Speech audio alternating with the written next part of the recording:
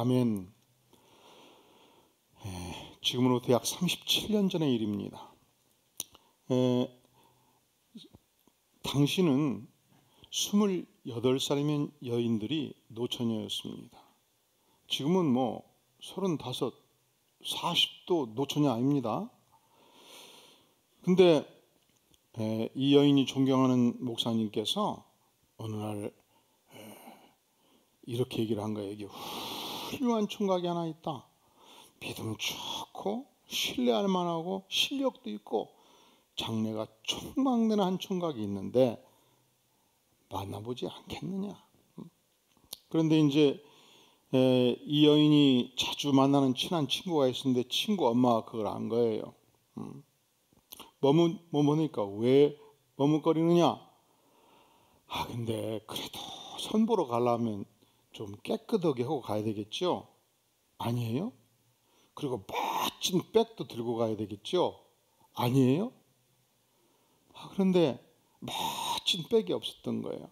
그러니까 친구 엄마가 걱정 말거나 진짜 좋은 백을 주마 해서 그 장래가 촉망되는 총각을 만나게 된 것입니다. 그리고 나서 다시 친구 엄마를 만나게 됐는데 친구 엄마가 졸래 따라다니면서 묻는 거예요. 뭘 물어요? 뭘 물었겠어요? 그 총각 어땠느냐? 그랬더니 아이고 외모가 영 마음에 안 들어요. 내 스타일이 아니에요. 그러니까 친구 엄마가 폭폭해가지고 얘야 남자란 말이야. 그때는 그 집안의 선생님이었기 때문에 이제 딸 친구지만 존칭을 썼을 것 같아요. 선생님, 남자란 말이에요. 그렇게 외모가 중요하지 않아요. 여러분 중에서 결혼하신 분들은 결혼하고 나니까 남편이 아내가 외모가 마음에 안 들어서 이혼을 생각해 봤나요? 여러분 요즘 많이 이혼들 하시는데 이혼의 사유를 보면 내 남편의 내 아내의 외모가 마음에 안 들어서 이혼한다는 사람 들어봤나요? 없잖아요. 성격이 안 맞다. 뭐가 안 좋다. 뭐가 문제다. 그런데 외모 때문에 이혼한 사람 들어보지 못했지요? 남자는 말이에요. 세상에 저렇게 못난 남자가 있을까? 그래서 걸어가다가 뒤돌아서 가지고 진짜로 그렇게 못났을까? 다시 보고 진짜로 못났네. 이 정도 아니면 괜찮더라. 남자는. 지호 씨 알겠어? 근데 여러분 설교 끝나고 저한테 와서 그 남자가 누구냐고 절대로 묻지 마세요. 절대로 묻지 마셔. 저는 그렇게 못난 남자가 아니거든요. 묻겠습니다. 제가 여러분들이 묻는 거예요. 왜 친구의 엄마는 그렇게 관심을 가졌을까요? 사랑하기 때문에 그런 거예요. 사실은 오늘 본문에서 보면은 룻의 시어머니였던 나오미를 보자마자 간절히 보채다시피 질문을 한 거예요. 도대체 어떻게 되었느냐? 16절 룻이 시어머니에게 가니 그가 이르되 내 딸아 어떻게 되었느냐? 사실은 어젯밤 시어머니는 룻에게 간절히 당부를 했어요. 목욕제게 하거라. 깨끗이 입고 가서 이 베들레헴의 유력자인 보아스의 침실로 가거라. 그런데 그날 밤 도대체 만약에 보아스로부터 누구냐? 어찌 그렇게 무리한고 썩 물러가지 않겠느냐? 미쳤구나. 이렇게 얼마든지 소방맞을 수도 있었습니다. 혹시 그렇게 대우는 받지 않았느냐? 혹은 루사 너가 시어머니를 극진히 섬겼던 그 은혜와 사랑을 기억한다. 너의 마음과 시어머니의 마음을 충분히 알았으니 안심하거라. 이렇게 위로하지 않았을까? 그러니까 만나자마자 어찌 되었느냐 물은 것입니다. 룻은 보아스가 어떻게 자신을 선대했는가를 자세하게 아뢰었습니다. 그리고 여기서 그치지 않습니다. 보아스는 자신에게 결코 시어미를 향해서 갈 때 빈손으로 가서는 안 된다. 그러니 너의 치마폭을 널리 펴거라. 이 룻의 치마폭에 15절 보아스가 이르되 내 겉옷을 가져다가 그것을 펴서 잡으라 하매 그것을 펴서 잡으니 볼이 6번 되어 룻에게 지워주고 성읍으로 들어가니라. 그 시대에 단위였던 오멜 단위로 계산하면 제가 계산을 해보니까 이 1리터짜리 병으로 약 12개에 해당이 돼요. 그러니까 이 정도 되면 여인이 자신의 겉옷의 치마폭에 품고서 겨우겨우 팔을 뗄 수밖에 없는 풍부한 식량을 보아스는 룻에게, 그 룻의 시엠에게 베풀어 준 것입니다. 이 자세한 소식을 듣고 나오미는 룻에게 신신당부를 해요. 이 당부의 말씀 18절 다시 한번 같이 읽겠습니다. 시작. 이에 시어머니가 이르되 내 딸아 이 사건이 어떻게 될지 알기까지 앉아있으라. 그 사람이 오늘 이 일을 성취하기 전에는 쉬지 아니하리라 하니라. 여러분, 우리가 때로 하나님의 뜻을 압니다. 그리고 이 하나님의 위대한 뜻을 성취하기 위해서 내가 할 수 있는 최선의 사역을 마쳤습니다. 다 했습니다. 그때 그 이후 우리는 어떻게 해야 됩니까? 첫째로 나오미는 여기서 말씀하기를 하나님의 사람 보아스, 하나님의 선지자 보아스를 전적으로 신뢰하라, 그것을 당부하고 있습니다. 그 사람이 보아스가 오늘 이 일을 성취하기 전에는 결코 쉬지 아니하리라. 그는 반드시 최선을 다해서 그의 약속을 성취하리라. 그는 책임을 지고 성취하리라. 쉬지 않고 성취하리라. 확실하게 성취하리라. 그러니 하나님의 사람을 신뢰하라는 것입니다. 두 번째, 이 말씀 안에서 보면은 내 딸아 이 사건이 어떻게 될지 알기까지, 한번 따라해 볼래요? 앉아있으라. 앉아있으라. 앉아있으라는 것은 일을 하라는 거예요? 아니죠. 앉아있으라는 것은 사역을 열심히 하라는 거예요? 아니죠. 앉아있으라는 것은 이 사방팔방을 다니면서 이 수행해야 될 어떤 의무나 사역이 있다는 거예요? 아니에요. 오직 앉아있어라. 지금부터 너의 할 일은 끝났다. 지금부터 너의 할 일은 전능하신 하나님을 바라보며 그분이 하시는 일을 관찰하라는 것입니다. 여러분, 우리가 최선의 사역을 마치면, 우리가 할 일을 마치면 그때부터 새롭게 역사하시는 분이 계십니다. 역사의 주인은 언제든지 전능하신 하나님입니다. 이 하나님을 전적으로 바라볼 때가 우리 인생에게 있는 것입니다. 출애굽기 14장에서 보면 이스라엘 백성들이 드디어 440년의 그 고통스러운 노예 생활을 마감하고 자유인이 되어서 출애굽 장정에 들어가는 모습을 봅니다. 문제는 앞에 홍해가 넘실대고 있었습니다. 문제는 바로가 마음을 바꾼 거예요. 이 600성의 전차군단을 일으켜서 다시 이스라엘 백성들을 포로로 잡아 노예를 삼고자 한 것입니다. 그날 밤 이스라엘 백성들은 호곡을 하였습니다. 눈물로 절망하고 부르짖었습니다. 우리가 여기서 죽게 되는구나.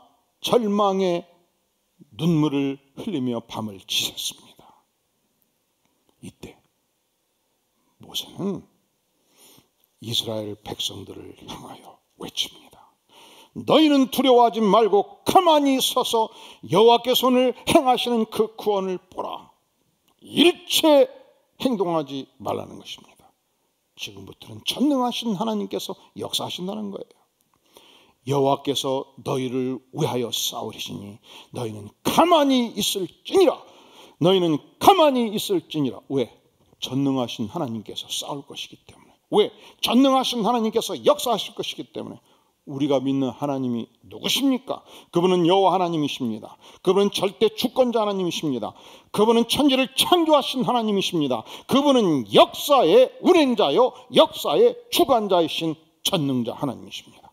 그분이 역사하시면 마귀도 떠납니다. 그분이 역사하시면 언젠가 이 코로나도 반드시 박멸될 날이 올 것입니다. 그분이 역사하시면 인간이 상상을 초월하는 위대한 역사를 일구시는 하나님이십니다. 그래서 우리는 이 전능자 하나님을 바라보는 것입니다. 요즘 사회적 거리두기 운동이 일어나고 있지 않습니까? 학교가 쉽니다. 우리 교회도 목장이 다 쉬었습니다. 수요예배, 금요예배, 새벽기도도 다 쉽니다. 친구 모임도 다 쉽니다. 이때 하나님은 우리에게 무엇을 요구하실까요? 오직 하나님만 바라라. 오직 하나님만 의지하라. 인간이 얼마나 연약한 존재인지 이 코로나 바이러스를 기사를 자세히 보면요, 이건 인류상의 지구상에 존재하는 가장 미약한 존재. 요놈은 지렁이만도 못한 존재. 요놈은 자기 스스로 생존할 수도 없는 존재. 요놈은 공기 중에 나오면 10분, 20분 지나면 죽을 수밖에 없는 존재. 요놈은 어딘가 폐에 붙어서 숙주로 붙어 있어야 존재할 수 있는 연약한 존재. 이 연약한 존재 때문에 전 세계가 벌벌 떨고 있습니다. 인간이 얼마나 미약한 존재입니까? 아닙니다. 인간은 전능하신 하나님을 신뢰하는 존재가 되어야 되는 것입니다. 우리는 연약하지만 전능하신 하나님을 의지하고 그분께 기도할 수 있는 존재입니다. 하나님은 우리 하나님의 백성들을 위하여 믿음을 테스트하는 것입니다. 너가 진실로 전능자 하나님을 믿는가? 그분이 너의 왕이신가? 그분을 진실로 경배하는가? 그분의 컨트롤하에 살아가는가? 그것을 묻습니다. 하나님은 오늘 또 우리에게 말씀하시는 하나님입니다. 그런 거로 우리는 그분의 음성을 듣고 그분을 잠잠히 바라보는 것입니다. 자, 우리가 하나님의 뜻을 알았어요. 그래서 우리가 할 수 있는 최선을 다했어요. 그러면 그 다음 우리가 어찌할꼬? 여러분, 언제든지 전능자 하나님께 세우신 선지자, 전능자 하나님께 세우신 하나님의 사람을 신뢰하라고 요구하십니다. 전적으로 하나님만 바라보라 말씀하십니다. 세 번째, 가만히 앉아 있으라는 것은요, 침묵의 축복을 누리라는 거예요. 여러분, 우리는 너무도 분주한 삶을 많이 살았습니다. 얼마나 바삐 사셨습니까? 그렇기 때문에 우리는 침묵의 시간이 필요하고, 그렇기 때문에 우리는 기도의 시간이 필요합니다. 우리는 행동을 멈추고 하나님께 집중하는 시간이 필요하고, 행동을 멈추고 침묵을 통해서 마음의 평화와 은혜를 누리는 시간이 하나님의 백성들에게는 필요한 것입니다. 이사야서 40장 31절은 말씀합니다. 오직 여호와를 앙망하는 자는 새 힘을 얻으리니 독수리가 날개치며 올라감 같을 것이요 다른 박질하여도 곤비하지 아니하겠고 걸어가도 피곤치 아니하리로다. 여러분, 얼마나 침묵의 시간을 통해서 여호와를 앙망하고 있습니까? 우리가 여호와를 앙망할 때 세상을 이기는 위대한 힘을 얻게 되는 것입니다. 저는 지난 한 달간 서재에 집거하면서 기도하고, 이 침묵기도 속에서 하나님, 교회가, 그리고 내 자신이, 그리고 이 시대가 이 코로나를 통해서 하나님이 주시는 교훈이 무엇입니까? 이 침묵기도를 통해서 하나님께 나아가는 시간을 가졌습니다. 우리 목회팀도 당직을 정해서 한 사람씩만 출근하고 모두 재택근무하도록 했습니다. 언제 너무도 목회자들이 과로하기 때문에 집에서 신방도 직접 필요하면 하고 전화로 하고, 일체 우리 교우들이 전화로 하고 교회 오지 않도록 요청을 했습니다. 그러면서 하나님, 이 시대 교회가 가져야 될 하나님 정책이 무엇입니까? 우리 교회가 가져야 될 정책이 무엇입니까? 묻고 하나님으로부터 코로나의 정책을 제가 받은 거예요.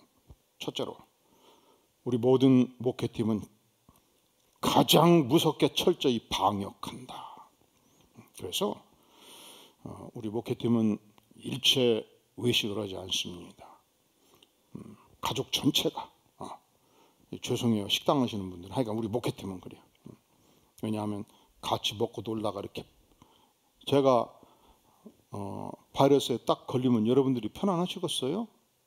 제가 신방하면 편안하시겠어요? 그래서 일체 배달 음식도 안 먹어요. 뭐 어떻게 출근해서 밥을 먹어요? 도시락을 다 싸와야 돼. 한 분이 계속 안 싸우길래 제가 3번을 물었어요. 밥을 능력이 없냐? 도시락을 못 사겠느냐? 3번을 물었어. 반드시 싸워라. 배달 음식도 오다가 거기에 묻은 거 만지다가 바이러스에 탁 하면 걸릴 수 있으니까 가주지 말라고. 목회팀은 그리고 우리 장로님까지 그리고 일체 대중시설을 추려. 저는 머리를 좀 깎아야 되는데 안 깎아. 그냥 머리가 그냥 여자같이 길러도 안 깎을 거야.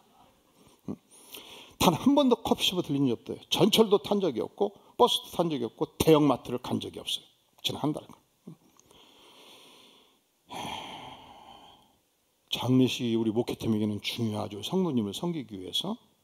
근데 장례식을 가게 되었는데 제가 봉고차 안에서 다 한 사람 한 사람 다 물었어요. 장례식 갔다 와서 바로 해야 될 일이 뭔가 선약을 잡아라. 아들과 대화하는 시간을 갖겠다. 뭘 하겠다. 다 선약을 잡아줬어요. 선약을. 그리고 장례식장에 가서 청중하게 인사드리고 3m 5m 거리를 유지하고 제가 예배를 인도하고 다 마친 다음에 청중하게 양해의 말씀을 드렸습니다. 이상으로 장례 예배를 마쳤습니다. 오늘 그때 주일이 오후였거든요. 주일은 한계로 우리 참여자들이 각자 선약이 있어서 이 시간 청중하게 다시 한번 인사드리겠습니다. 인사하고 저희가 지금 퇴장하는 것에 대해서 음식도 안 먹고 가는 것에 대해서 특별한 양해를 부탁드립니다. 했더니 양해를 해주시더라고요. 그냥 즉시 걸어 나왔어. 문도 안 만지고 문도 이렇게 만지고 그리고서 선약을 이행을 하도록 그렇게 한 것입니다. 무엇을 위해서? 우리 목회팀과 모든 가족은 대한민국에서 가장 철저하게 방역한다. 이게 첫 번째 정책이에요. 두 번째 정책. 교회는 대한민국에서 가장 안전한 공간으로 방역한다. 여러분 토요일만 되면 전체 방역을 해요.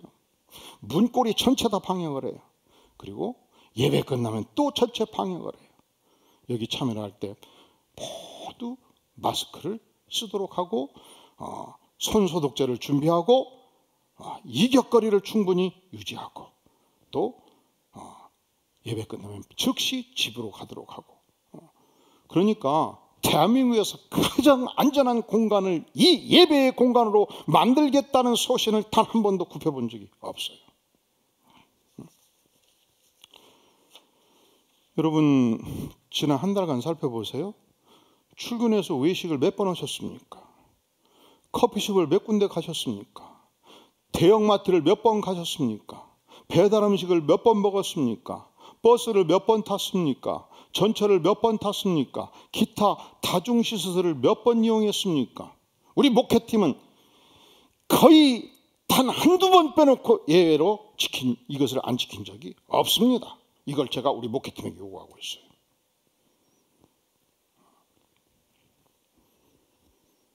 그리고 우리 목회팀과 더불어서 출근팀은 광교와 죽전의 이 예배당 공간을 철저하게 방역하는 부분에 단 한 번도 다른 생각을 가진 적이 없어요. 근데 왜 교회가 오늘 이 시대에 예배 드리는 것에 대해서 욕을 먹냐? 두 가지 이유 때문에 그래요. 첫째로 신천지 꼭 할 때 언론이 신천지 교회라고 그래요. 여러분, 신천지 집단이지 교회가 아닙니다. 신천지는 예수 그리스도의 교회가 아니에요. 신천지는 이만희 교주의 집단이에요. 신천지는 사이비 집단이에요. 신천지는 거짓 집단이에요.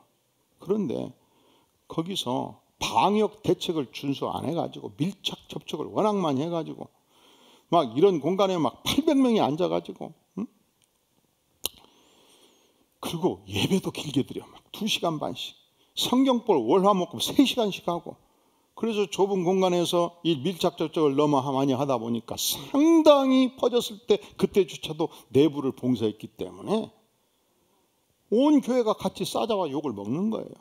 두 번째로 최근에 이 은혜강 교회, 이 교회도 이단 성격이 있더라니까.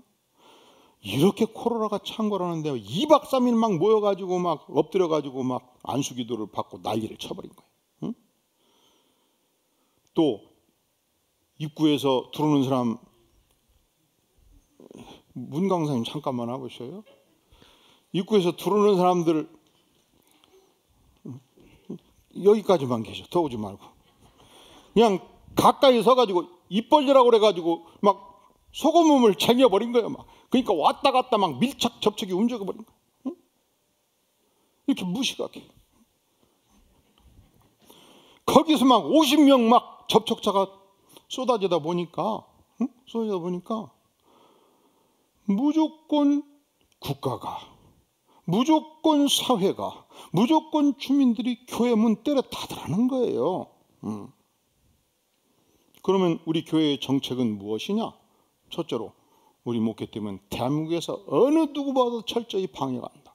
두 번째로 이 안디옥 교회는 대한민국에서 가장 성스러운 영적 공간으로서 철저히 방역한다는 것입니다.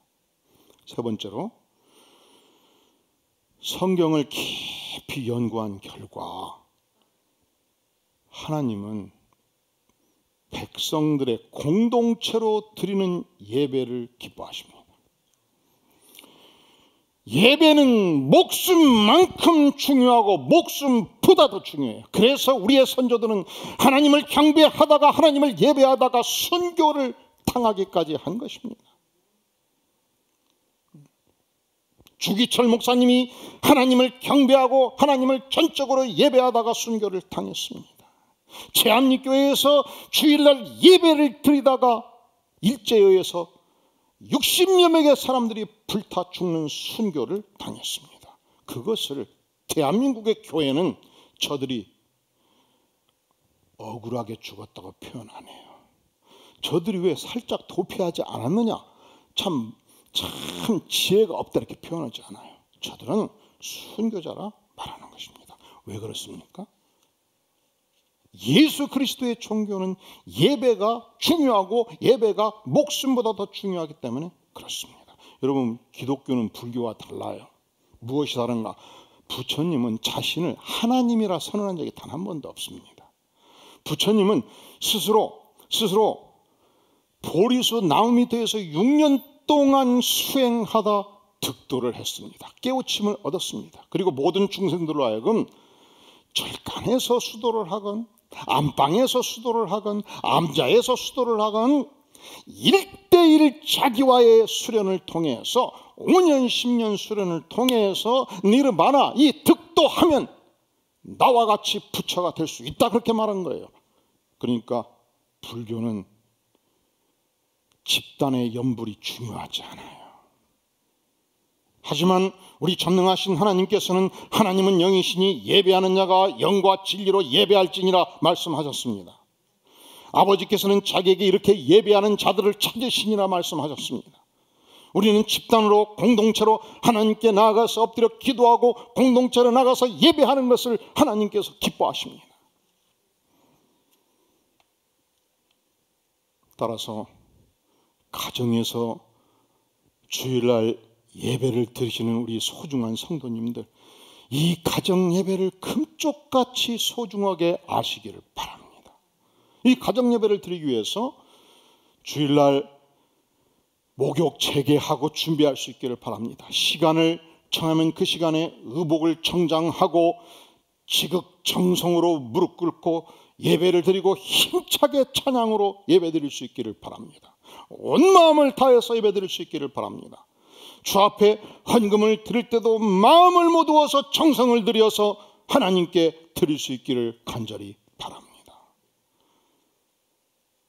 여러분, 우리가 교회 올 때도 예배 드릴 때 정숙한 마음으로, 경건한 마음으로 오지 않습니까? 가정에서 예배를 드릴 때도 이 경건한 마음의 예배가, 가정 공동체의 예배가 필요한 것입니다.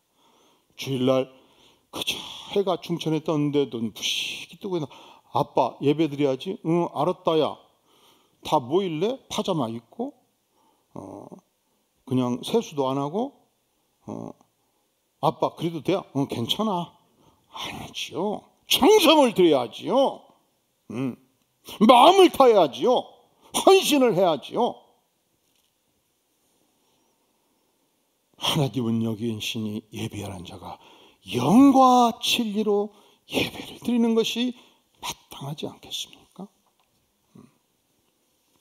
이 침묵기도를 하면서 하나님이 명확한 정책을 주시더라니까. 첫째로 우리 목회팀은 철저하게 방역하라. 교회는 대한민국에서 가장 안전한 공간으로 방역하라.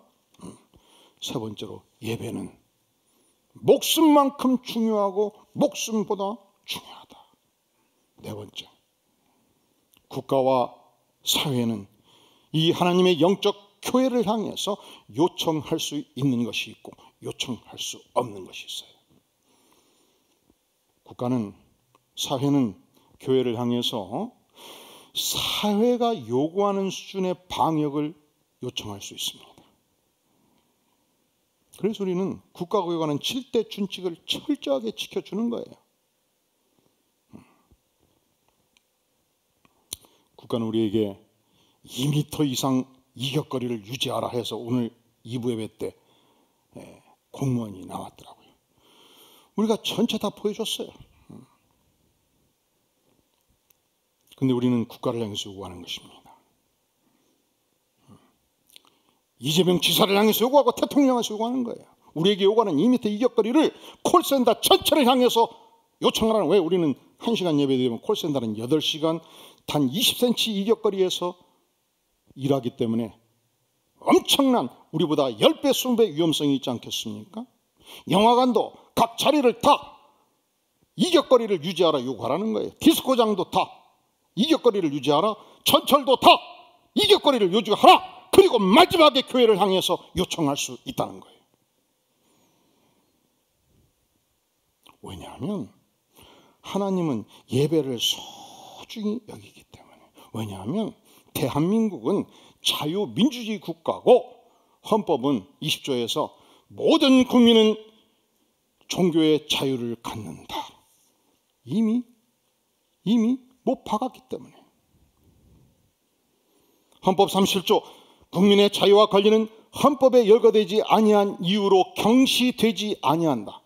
여러분, 교회가 디스코장보다 못합니까? 경시받아야 되겠습니까? 교회가 영화관보다 더 경시받아야 되겠습니까? 교회가 콜센터보다 더 경시받아야 되겠습니까? 국가는 안전한 방역의 대책을 교회가 수립하도록 요구할 수 있어요.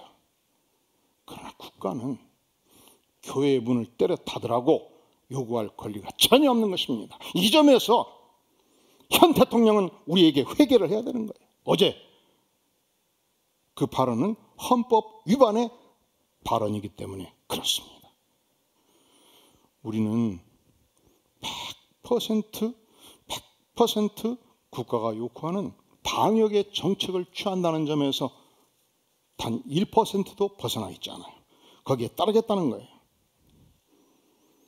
그래서 교회는 전철보다 안전하고 어떤 식당보다 안전하고 어떤 영화관보다 안전하고 어떤 대형마트보다 안전하고 어떤 커피숍보다 안전한 공간을 우리가 만들어내겠다는 것입니다.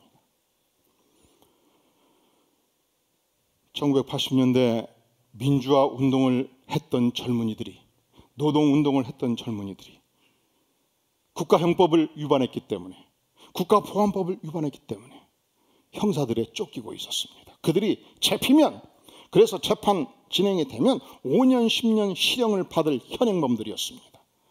도무지 이 형사들이 쫓으니까 갈 곳이 없었던 거예요. 그래서 명동 성당 교회로 20명, 30명, 50명이 스며들어 갔습니다.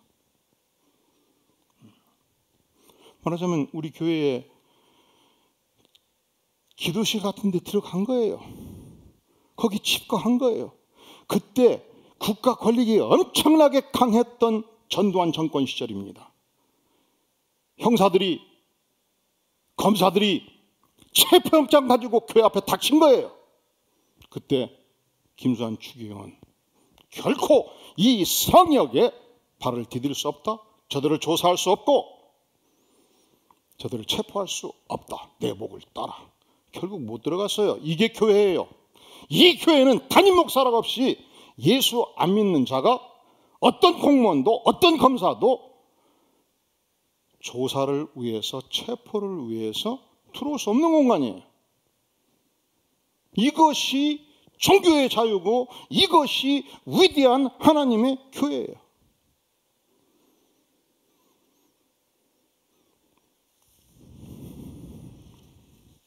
얼마나 교회가 소중합니까?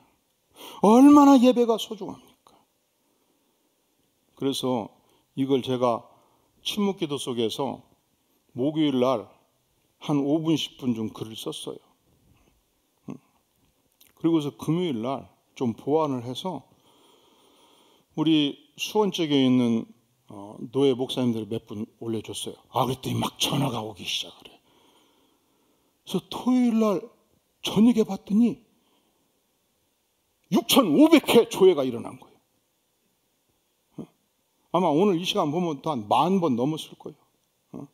내가 나중에 그 글을 하나 붙여놓을 거예요.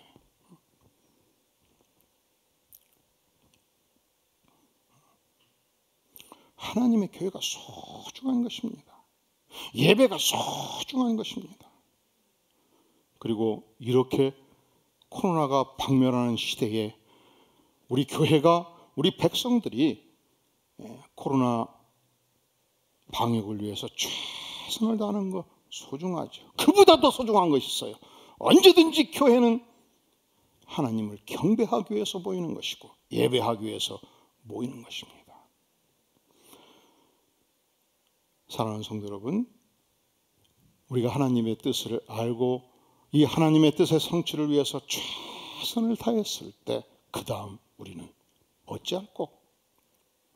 사랑하는 성도 여러분, 하나님이 세운 하나님의 사람을 끝까지 신뢰하는 거예요. 오직 하나님만 바라보고 나아가는 거예요. 왜? 전능하신 하나님이 살아계시고 역사하시고 어떤 재앙 속에서도 그분은 창조의 권세를 가지고 계시기 때문에 그분을 바라보고 그분께 구하면 그분이 살 길을 열어주시는 것입니다. 세 번째, 이 사회적 격리 상황 속에서 하나님은 우리에게 침묵의 시간, 침묵의 기도, 이 침묵의 은혜를 통해서 하나님의 지혜를 받을 것을 요청하십니다. 다 함께 머리 숙여 기도하겠습니다. 영광의 주님,